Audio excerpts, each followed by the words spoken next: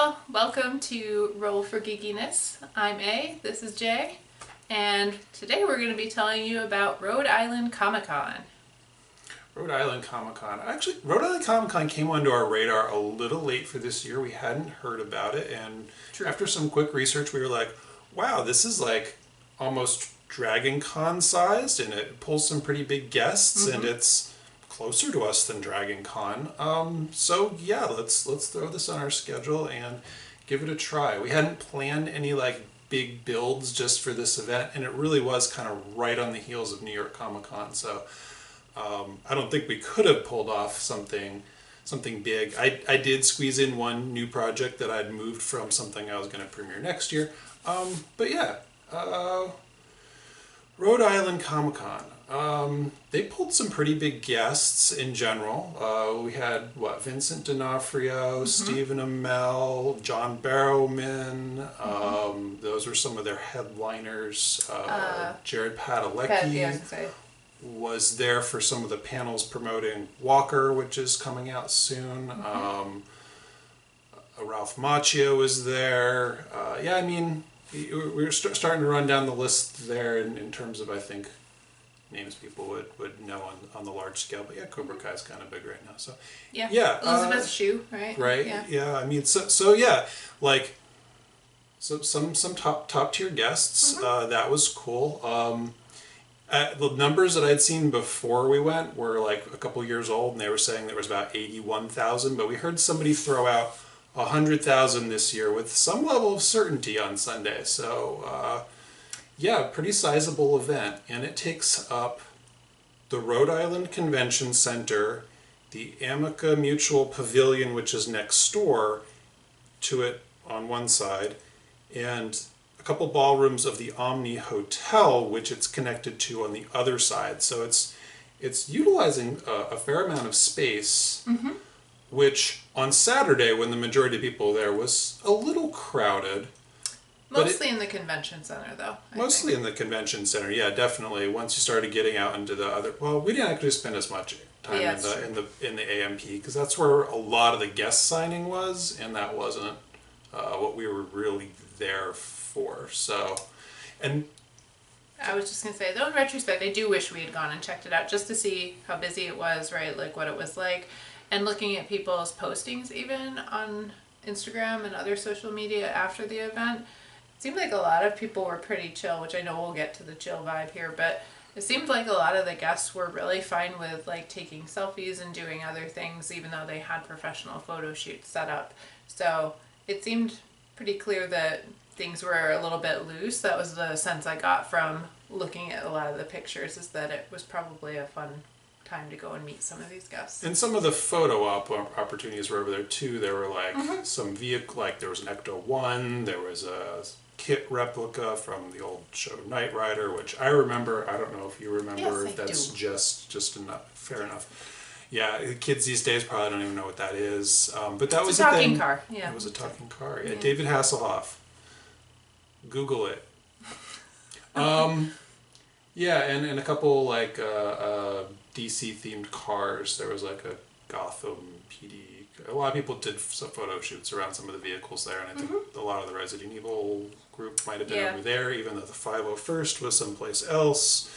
And yeah, we said a lot of the guests were there, but the special guests were actually spread out all across the venue. There were like three or four different celebrity areas throughout the venue space, which was also interesting. So it helped to kind of know who was where, because I don't know that they even necessarily kind of broke it down by genre.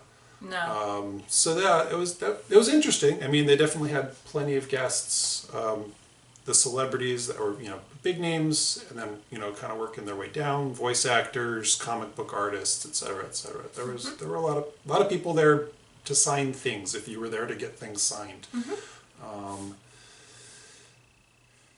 Yeah, as I was saying, in general, I feel like the vibe overall was pretty chill. It was. There wasn't a whole lot of people hustling from one area to another, a lot of pushing or shoving, even when it was crowded. people were just kind of going about their day. Standing in line was very, once again, pretty organized, very chill. No one was being overly aggressive or strange about, right, needing to be in line. It just felt, everything felt very laid back, despite the fact that it was a pretty big event, and maybe because it was spread across a few different venues too, it just never felt super crowded, aside from, like you said, maybe moments on Saturday. But I never felt the kind of maybe like sensory overload or overwhelm that I think we both maybe experienced a little bit of at New York Comic Con. It didn't feel chaotic. No. I'm really going to keep coming back to that. NYCC was huge, and it felt chaotic. And Dragon Con never felt chaotic. No. Rhode Island Comic Con never felt chaotic. Crowded maybe at times, but not chaotic. Everyone was courteous, even when there was like an escalator that was broken for most of the weekend. Like, nobody gave anybody any dirty looks when like lines had to merge, like coming in different angles to get to the escalator. Like, everyone was just like, yeah, go ahead, cool, it's fine. And I don't think we had anybody, or maybe like one person like snapped a photo without asking. Like, everyone was just very courteous, very, yeah, I think like you said, that really kind of encapsulates it. Very chill. Just, yeah, everyone's here to just have a good time, and no one's gonna harsh anybody's mellow.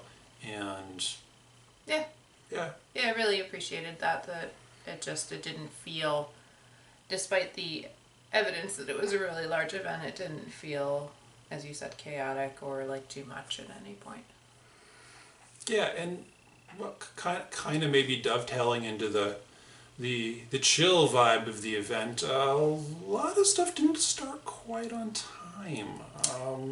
Friday morning, like we splurged for the VIP tickets this time, so we were supposed to get in an hour early. I think we got in 45 minutes early by the time they like actually started getting people into the event space, and a couple panels didn't quite start on time. Oh, we're trying to track down a guest. It'll just be another 5 minutes. Sorry, everybody. And they communicated that. They communicated the reasons for the panels. If like, oh, sorry, a guest isn't here yet. Like, they communicated that. I don't know why we didn't get into the venue on time on Friday, but no one was like grumbling or complaining or yelling and screaming and wanting a refund because they didn't get in right on time, which I think we might have seen at some other events. But yeah, I mean, yeah, I didn't really see anyone being, like I said, aggressive or over-invested, right? It just seemed like people were there to have a good time, and everyone was very understanding if things didn't happen exactly as they were planned to happen, which once again I appreciate, because these events can be big and daunting and there's just a lot going on, and so I appreciate that no one was adding to any stress or anxiety by making a big deal about it. I guess the only counter to that was I did hear some people grumbling because it sounded like maybe Ralph Macchio hadn't shown up to one of the panels he was supposed to show up to, and there was a little bit of disgruntlement about that. Like, shouldn't he have been at the Cobra Cup? But we weren't there, and I don't know what happened with that. And like I said, it was kind of just something we overheard. But yeah, it was really the only unchill thing I think we heard all weekend. Yeah, I mean, it was really notable that for such a big event, it just had a similar, I think, in that sense, vibe to Dragon Con, where everyone's just there everyone's just doing their thing, do their thing and have fun for the weekend, and not rush off to the next thing and be worried about whatever they feel like they need to get done.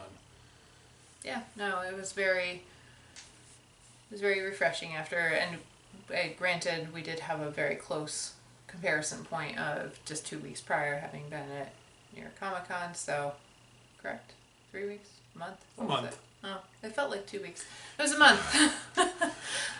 But it was a very recent comparison point, so I think that certainly I think just colors our experience a little bit. Yeah, yeah, it's definitely obvious. It's obviously a close comparison, though the events are obviously of different scales. New York Comic Con is about twice as many people, but yeah, I mean they're both big events, and we did them so close. It's hard to not kind of make some comparisons. So Yeah. go watch our New York Comic Con video.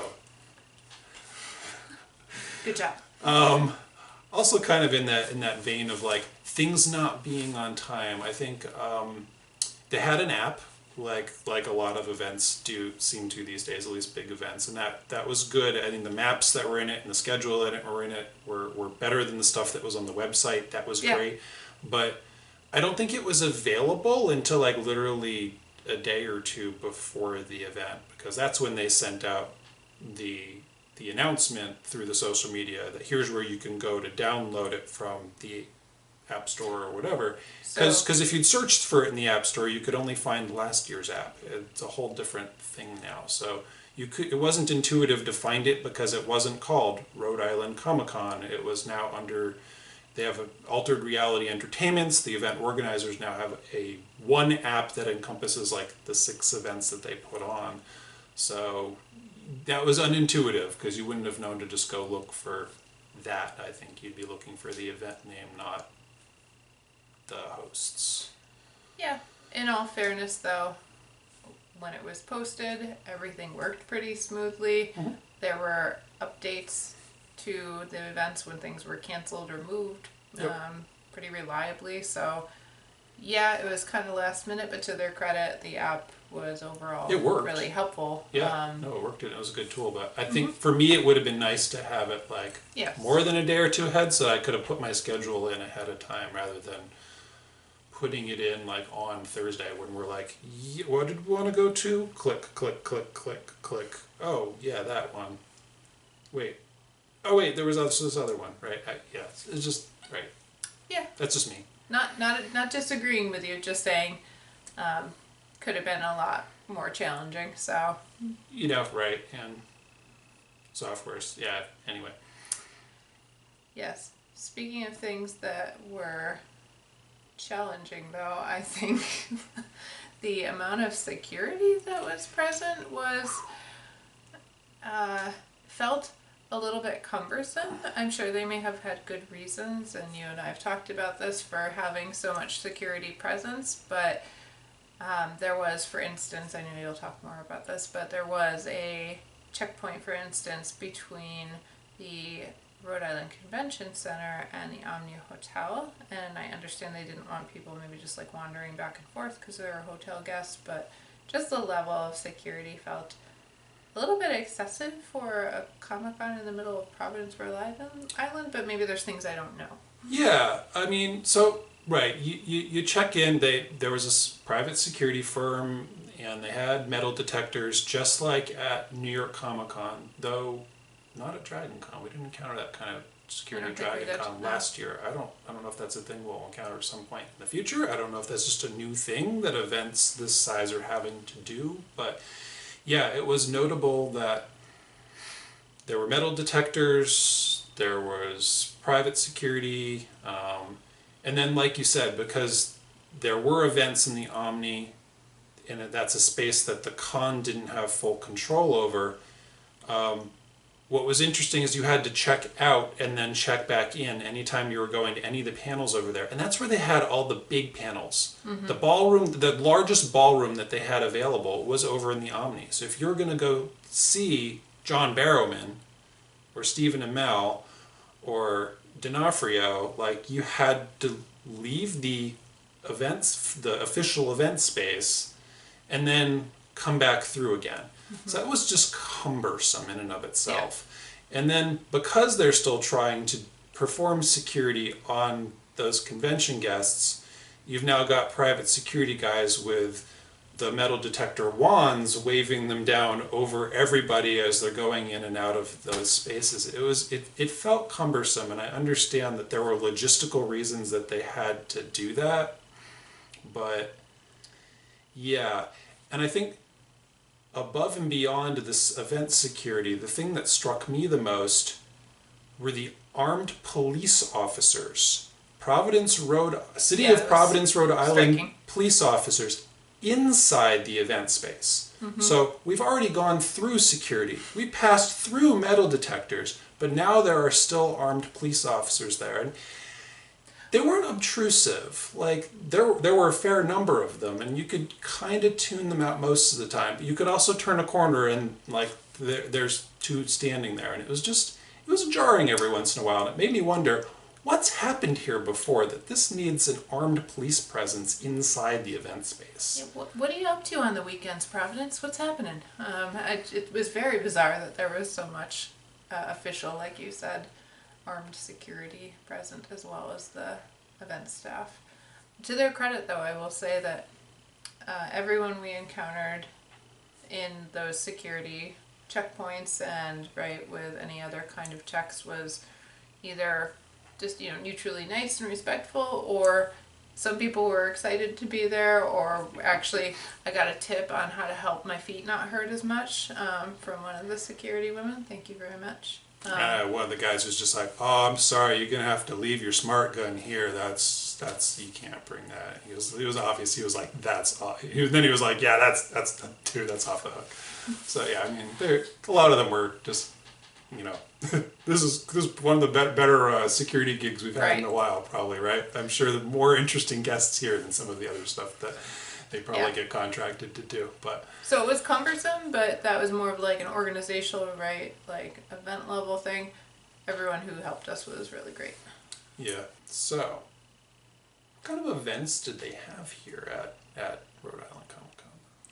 Well, you had your standard things in terms of your huge vendor room and your artist alley, and obviously we already talked about the pavilion being the main place for a lot of the signing and photo ops, even though those were spread out. And we had our selection of panels, and most of the panels were focused on basically getting a collection of actors, right, or actresses together and having some form of discussion around their work and a Q&A. And so most of the panels were entertainment focused. There wasn't a whole lot in the way of either educational or more interactive, like informative kind of panels, which I know you and I both enjoy. Yeah. That being said, I did enjoy, for the most part, the panels we went to. I found entertaining, and I enjoyed hearing people's stories about their work or their process. And though I think there were some things about the structure sometimes that were different. Yeah, they were a little bit of a mixed bag, like you said. It was great for the ones where we did get to hear something a little bit more structured from the talent, right? If the moderator had some kind of directed questions that could kind of like set the stage or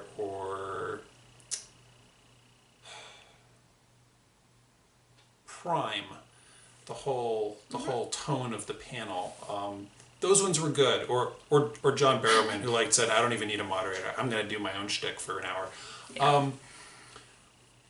But yeah, in some of them, the moderators seem to not know as much about maybe like the panel or the material that like there was a voice actor panel we went to in particular, and the moderator just basically introduced everybody and then said, "There's 2 mics. The floor is open for your questions." And so we didn't really get to hear a lot about like those voice actors' careers or experiences or stories, because it like immediately got opened up to random questions from the audience, and some of those were pretty random. It was like, what do you think your character's favorite video game character would be in Super Smash Bros? And it was like, yeah, and what? Everyone's entitled to have their questions and their curiosities. I think one of the other things that didn't help, and it wasn't necessarily in that panel in particular, was there was also variability about how much was communicated to the question askers about the maybe like just being thoughtful about asking one question, right? And that or really not starting with their life story before they ask the question. Yeah, people get excited. I recognize it's hard. It's your one opportunity maybe to talk to this person, but that's why they also have booze, and right, like you can go see this person during their table time.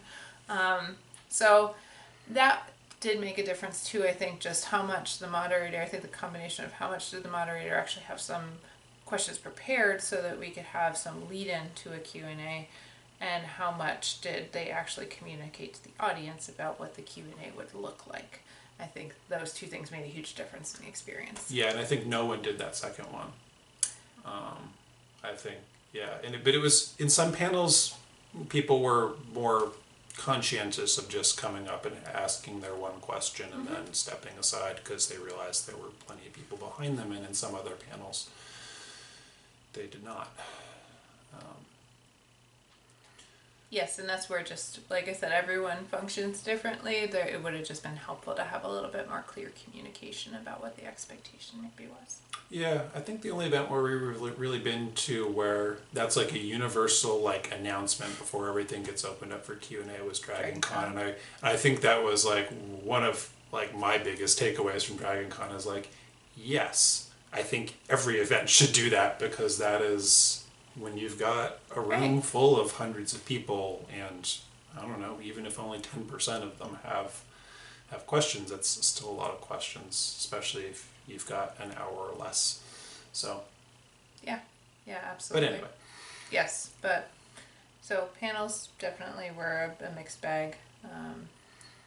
yeah, I mean, I'd say they were all entertaining, but yeah, in terms of how they were moderated or how they flowed or the types of questions that were asked, they varied quite a bit.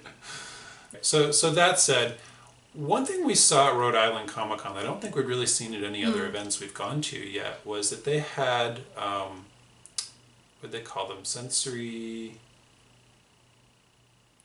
Yeah, they didn't call them quiet rooms or sensory. Were they sensory spaces? Sensory. I feel like the word sensory was in there, but maybe I'm wrong. Anyway, yeah, they were quiet rooms, right? They were a place that you could, if the event felt overwhelming, you could go and you could just hang out for a while and like calm down and chill. And they had like, we never actually visited them any of ourselves, but I think they had like Legos, they had like books, and they had like music. They said they could. One of the guy who runs it was actually in one of the other panels we went to later, and he said, yeah, they can turn on and off the lights. They can change the temperature in those rooms. Like they can do a lot to kind of try to accommodate the whoever needs to be using that space at that any given point in time. So I thought that was really great, and that helped to really make the event a little bit more inclusive, a little bit more accessible to a lot of people. So I think that was great. I'd love to see things like that happening at more events, especially of like this size. Like maybe your local Comic-Con is not really going to have a space for it, and maybe it doesn't need it if there's only 300 people coming. But for an event with a couple hundred thousand, no, 100,000. A couple tens of thousands. For a big event. It was nice to have that, and I appreciated it. It felt like not only did they obviously go to the effort to make those spaces exist, but I do feel like there was a common theme of noticing that when there were people who likely were neurodivergent or even people who had physical disabilities, like everyone felt very inclusive. It felt like no one was doing things to make people uncomfortably put on the spot, but also people were being like respectful and considerate. Even when people were asking questions, and maybe kind of getting like wrapped up in what they were asking, no one got like upset or no one. Yeah, even a lot of the celebrities would be like, "It's okay. Yeah. Take a moment. Take a deep breath. Yeah. At your own pace. Like don't get hung up on asking the question. Just take whatever time you need." And that was really thoughtful. I think was it Vincent D'Onofrio who was like, which I thought was so sweet, because he was just like, you have all the time in the world to ask your question. I believe it was him who said that. There were a few people who said that. It was not just one celebrity who said that, but someone was having a hard time. And I know Rob Paulson did it on a Pinky and the Brain panel that we were in. I feel like there was another panel we were in at that same room. Oh, it was during the Disney voice actor panel. I think it was the same individual, actually. That's why I was going, because I remember that individual in that room earlier in the day. I think you're right. There was one of the Vincent D'Onofrio panels. I really like Vincent D'Onofrio, so I remember him being really nice. Yeah, he was. Yeah, that was funny to go to Vincent D'Onofrio and then just a couple hours later go to John Barrowman. Yeah. Night and day. But both very enjoyable and lovely. Both very enjoyable, both very spectacular individuals, but night and day. But yeah, I liked that it wasn't just.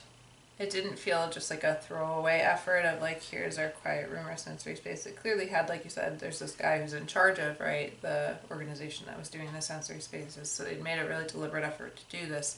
And then just, I liked that it showed up in the general, like, community, right? That people seemed very inclusive and respectful. So, Yep.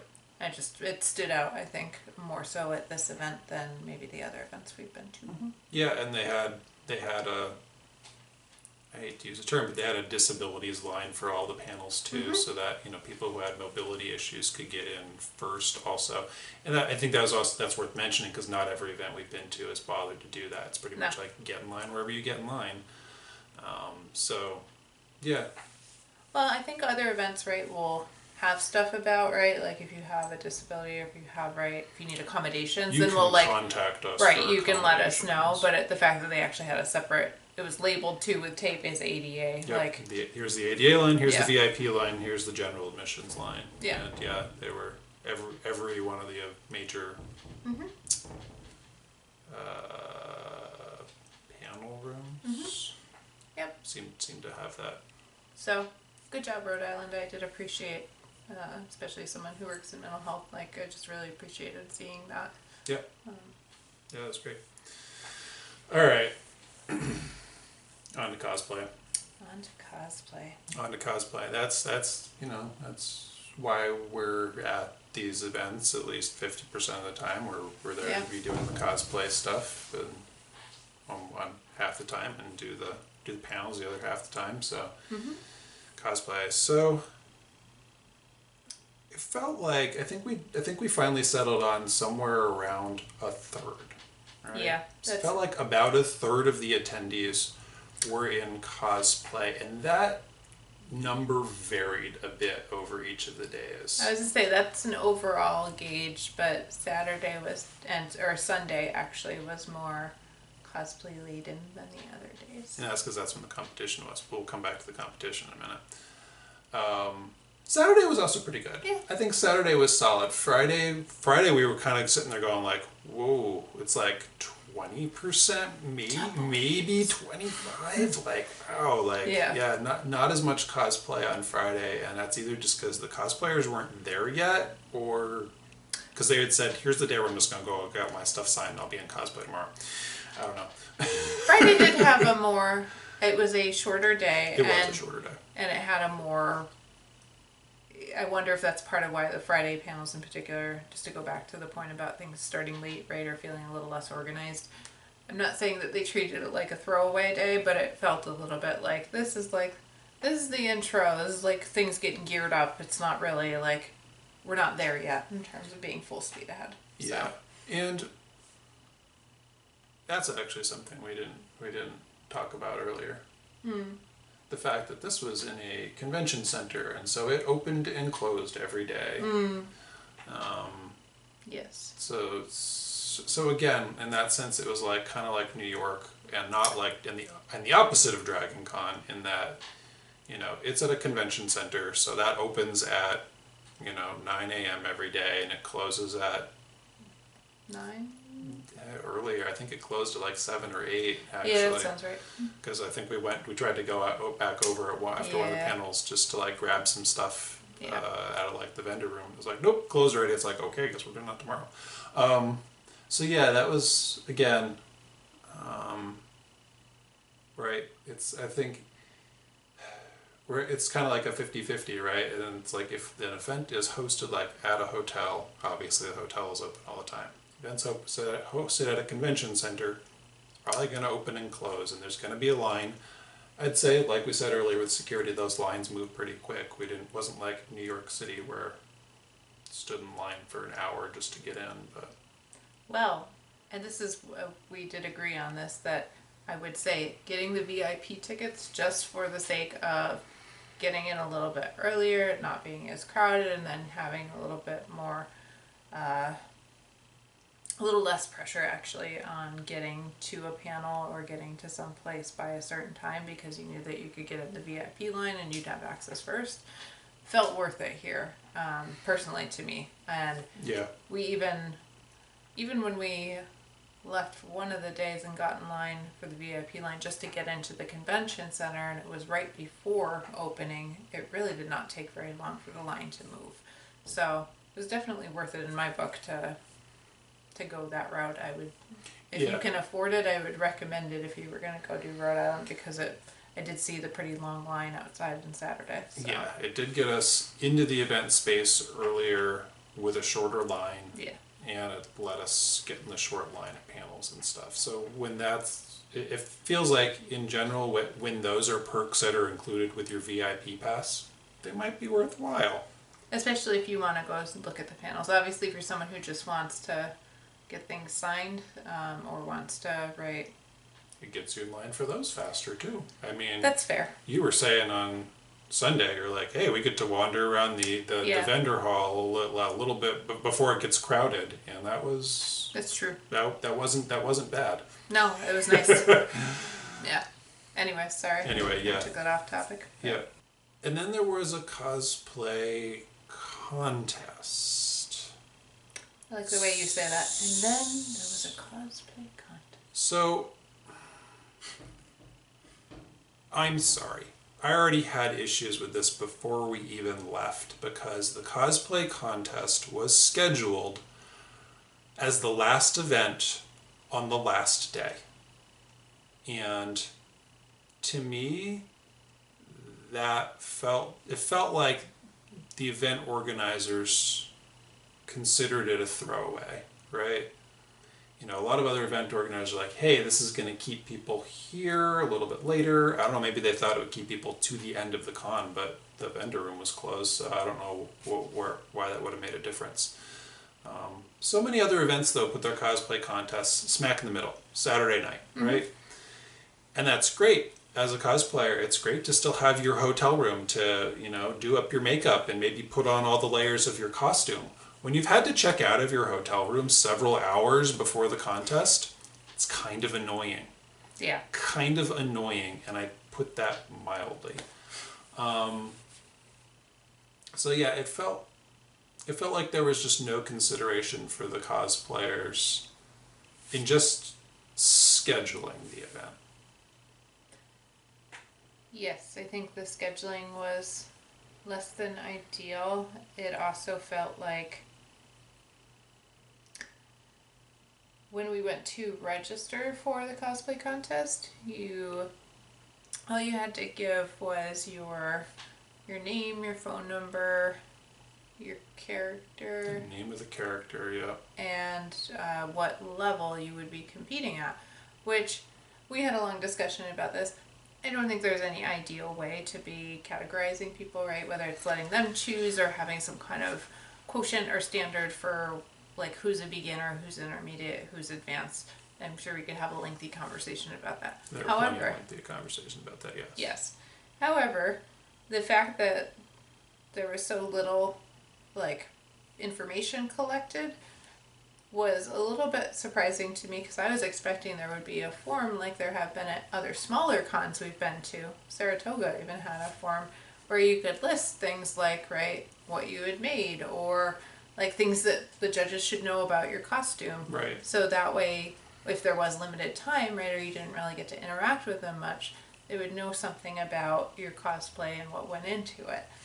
Or even a slot to put, what name should we announce you by if you have a studio or a company or something else that you are branding your material under? Slight sore point. A little bit. I mean, they pretty much just called everybody up by their first names, and that I mean, like, if you're doing this just to kind of like create an audience and like expand your reach a little bit, like, it doesn't help, right? Right? I would have rather been introduced by the name of our studio rather than And my once first again, name. and Because once nobody again, knows who I am. once again, in fairness to your point, like I said, we've been to other cons that have been smaller and have still asked for more information like that. Yeah. So, that part felt, sorry, I know you have Nope. something to say. I just was gonna say, I think it felt a little bit haphazard in that sense because it was like, oh, just tell us how many, like if you won, right, a competition before, okay, you're a beginner and there's no other information collected and I'll let you take over here. But that already kind of threw me off because I chose to do Dr. Harleen Quinzel, which most people could deduce that that's Harley Quinn, just even from looking at my costume, but the fact that Right. There's not a picture of this. There's not a reference material. You're doing a riff on a character. right, so it would have been helpful to like enumerate some of those things on page so that the judges would know what I was trying to go for. But yeah, so the whole registration process went. Jessica Lee, I think it was cosplay, was the person doing the registration. She was lovely, and I had a couple questions throughout the process, and she went and got answers. But the actual registration, just the like information gathered, was weird to me.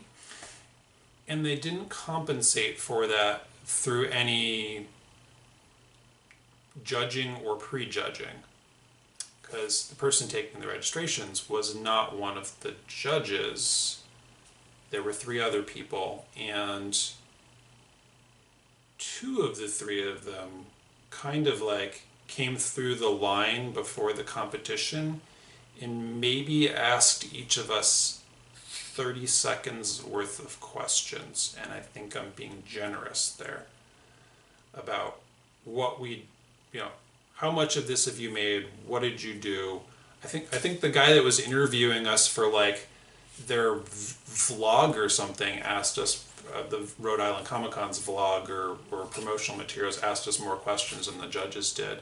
And that was, I mean, I get they've got a lot of people to get through and, we're in the novice category, so who cares, right? But I don't think that's how they felt. I think they probably needed to ask fewer questions of the novices than they did to make the distinctions between some of the higher levels of the competition. But yeah, it felt like the judges didn't really have a lot of information, didn't collect a lot of information either in the forms ahead of time or in the interviews that they performed before the competition, and they certainly didn't. They weren't any closer to us to make any judging decisions when we were on stage. There were no questions asked of us when we were on stage doing our presentations. It was just on and off. So, I don't know. I mean, and that's not really to say anything against the judges. I'm sure the judges had a lot on their plates. They were doing the best they could, and again, it felt like there was very little support from the con in running this competition. It kind of felt like maybe the whole thing had been kind of dumped on a couple people and they were doing their best. Even the prizes were not even coming from the con, they were coming from one of the con's sponsors. So it just felt like the whole thing was written off by RICC and maybe kind of dropped on a small group of people to take care of. Yeah, I don't know what the case was, but I felt like there was an awareness to at least one of the judges we talked to. I mean, kind of said, right, I like sorry to interrogate you, but like I really only have, right, like this is the time I have to ask questions. So, I can't really fault them if like this is the time they had to try to assess things. It just felt like there could probably be some tweaks to how they gathered that information in the future.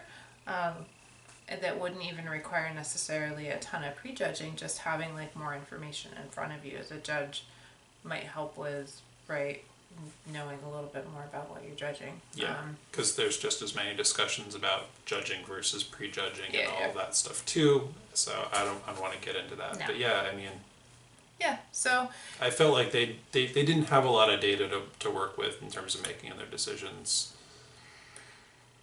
One thing I will say though that really confused me, as we were standing in line, and then they were splitting us up by categories, and I looked at the people who were, not the people directly in front of us who won, but there was a group of what looked like kids in front of them, and I was like, this is confusing. This is the adult cosplay contest, and I felt like it really wasn't fair that the adult cosplay contest was 13 and up. 13 and up, yeah. So I'm thinking, and some of these kids did amazing jobs, right, in like sewing and putting together their own cosplays, but I was thinking, that doesn't really feel fair to them.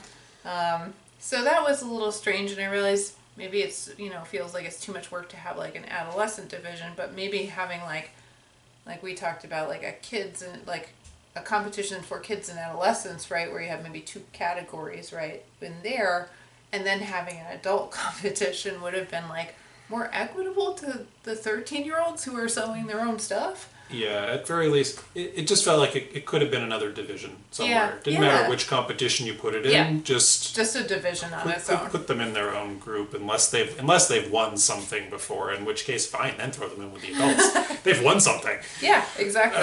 But yeah, I mean, for some of these kids, to a similar point too. Again, and again, this plays right into the how do you classify which category some people should be in. There were some people in intermediate when it was like, really, you're competing in intermediate, and then there were some people like, really, you're competing in intermediate, or really, you're competing in novice. Like, wow, like, no, this is how you should be over there. Yeah. What? No. Yes, there were definitely a few disparities in terms of like where some people were, and I think, like, right, if you're saying, like, the criterion is how many competitions have you won before, which is something concrete that everyone can answer, and, like, whether it's a good benchmark or not, it is a solid benchmark that everyone can use, and so that's why a lot of events use it. I get that. But yeah, I think we're also just in a weird point in time right now when you've got people that have, we've been under lockdown for a few years. For some people, like, this might be the first event they've come to in like 3 years. So it's like, well, I've been working on this cosplay for 3 years now. It's pretty good. And this is the first time I've competed in anything. I mean, yeah, for some people, I think that was the case, and so it was just the disparity in skill level was odd in a few places. It was, anyway. Yeah, so I mean, I appreciate that I could tell there was a lot of effort going into what was happening, just the level of maybe like organization around it and how things were structured just felt like we've had smoother experiences, that's all. Yeah. So, especially when they capped the number of people who could enter at 45. Yeah. So it wasn't a ton of people. Yes. Broken out over 3 different experience level categories. No. So, I mean, right, I'm not saying that that's any less work for the judges. Don't get me wrong, but I mean, I think we've also been at events where they've had more people up on stage that the judges have had to manage, and some of those have just gone a little smoother because they asked more information on the form, or right. Had some time to ask some questions ahead of time. So yeah. So overall, what rating would you give Rhode Island Comic Con? 6.5 chipmunks out of 10. Maybe 7. Please go with 7. I don't like the idea of half a chipmunk wandering around just bleeding everywhere. Oh, you had to go there. You did it. You cut it in half. What rating would you give Rhode Island Comic Con? Not a half a chipmunk, that's all I'm saying. I'm going to give Rhode Island Comic Con a solid 7 out of 10 questions you didn't need to ask a celebrity. Yeah, that's on point. Alrighty, so it's about time to roll the die, yes? It is. Okay. On the table. 15. 15. 15 is... Are you pondering what I'm pondering? Because if so, that's a problem. Talk to your doctor. See you next time! Bye!